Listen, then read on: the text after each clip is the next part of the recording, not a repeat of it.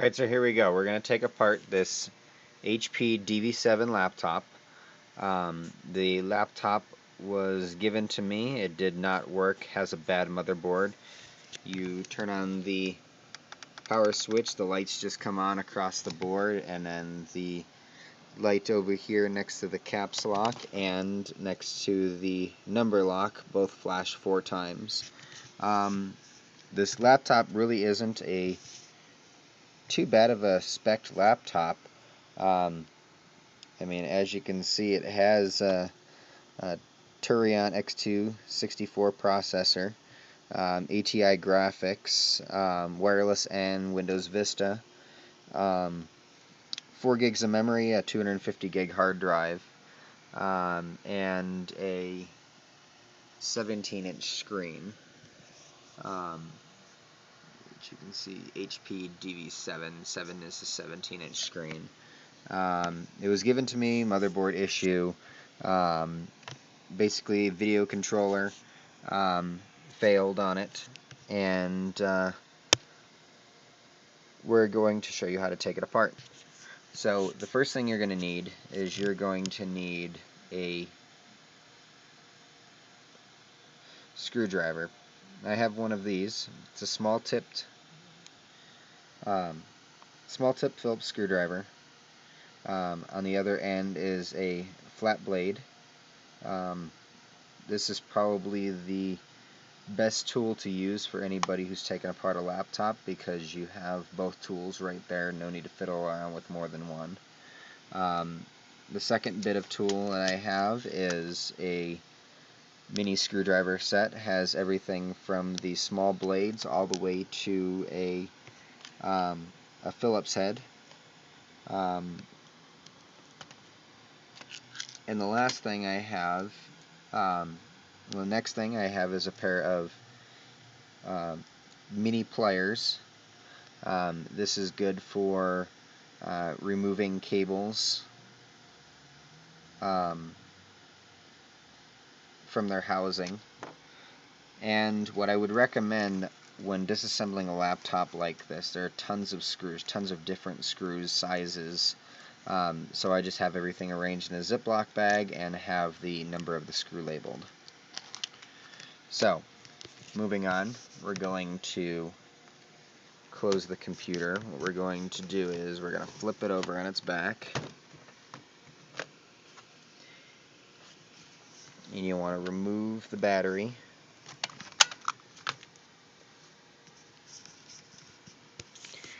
Now, what you'll see is when you take apart the battery, when you take off the battery, I'm going to set that there. The laptop has mounting screws underneath the battery. These are going to be crucial because these mounting screws are for removing the bezel that holds on the power switch. There is a total of 5 screws under the keyboard. They're all the same exact size. They're the 2.5 by 3 screws. Very small screw size. When I take one out, I'll show you. And I get to focus. Like I said, very, very, very tiny screw size on this one. So I actually have the bag labeled for all the tiny screws, the 2.5 by 3. I just drop it inside the bag, and there we go. So, first thing we want to do after we remove the battery, there is the HP Protect Smart Access panel. If we flip the computer around,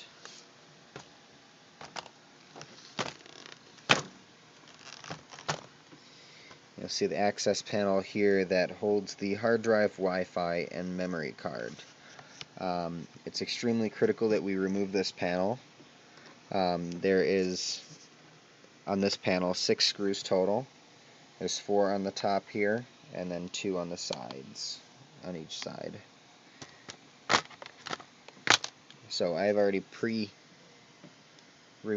the screws on it, pre-loosened the screws. And then inside you'll see that it's pretty expansive inside this laptop. You have the hard drive bays. You have a single hard drive bay that's most likely currently occupied. For this demonstration, I installed just some test memory and some a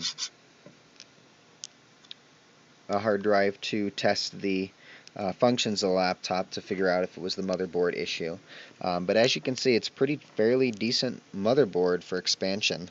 You have two hard drive slots here, 4 gigs of memory. Down here you have another, it's a mini PCI Express slot. This mini PCI Express slot, you can put in a Bluetooth card, a GSM modem if you have if you want to use it for internet service on the go. They'll even support SSD drive, a small SSD drive for internal storage. Then in this little bay here we have the RTC battery, which holds all your BIOS settings. Naturally, this was the first thing that I checked when we removed the computer, or removed the when I installed everything, to check to make sure the motherboard wasn't defective. Also, on a side note, there's a little logo here, kind of hard to see in the camera light, but it is showing like a TV symbol, prompting to let you know that there's a PC tuner that you can actually install in this computer. Now, moving on, we have there's 2 screws that are for the hard drive.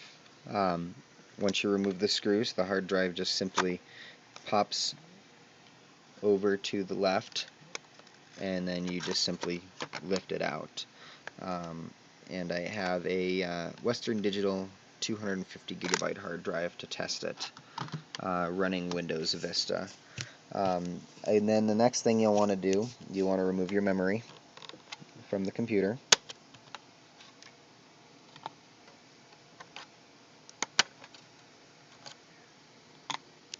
And the last thing, there is the Wi-Fi card here. There's 2 screws on the top. They're 2 silver screws. I'll set these off to the side. It really helps if you have a magnetic screwdriver, because these screws can get really lost inside the casing if they drop. And then the card just kind of lifts out of its slot. You'll see there's 2 leads. Just pull the leads right off of there carefully. You want to set them off to the side. And then it pulls out of the slot and just lifts out of place. And you'll see this is the exact same slot that's down here where the tuner would go, and you'll see how that exactly fits inside there. So we're going to set that off to the side here. Now we're going to take our screws and put them inside of another plastic bag.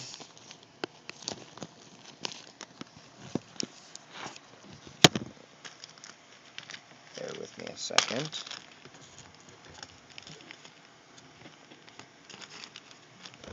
So then we got the 2 screws inside the plastic bag. So then we're going to set this off to the side with the other screws. Now you'll see there's a whole slew of screws. I also take out the RTC battery. Set that off to the side. Now you're going to see there's a bunch of screws underneath the motherboard that attach onto the casing here. Next thing you'll see is also you have some screws here underneath. One is underneath the cover. This is a keyboard screw. Remove that right out of there. And again, it's pretty long screw, hard to miss. That's the only one that goes underneath the motherboard of that size. Set that off in the bag.